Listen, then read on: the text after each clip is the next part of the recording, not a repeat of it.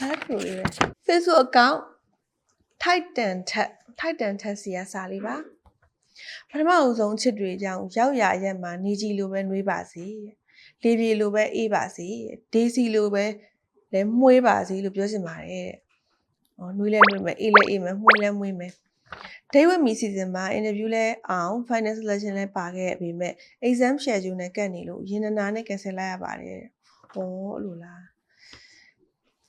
မဖွေးရတဲ့ဒါပေမဲ့အဝေးရဖြစ်စေအနီးကဖြစ်စေဆက်ချစ်ပြီးအများ supporting လုပ်နေပါပါတဲ့။မဖွေးလဲမမွေးတော့တဲ့ကာလတွေမှာတခါကစိတ်ကူးထားမှုတဲ့အတိုင်းကိုပိုင်ရုပ်ရှင်ထုတ်လုပ်ရေးကြီးကိုအမြဲဆုံးအကောင့်ထဲဖော်နိုင်ပါစေလို့ဆုတောင်းပေးပါတယ်။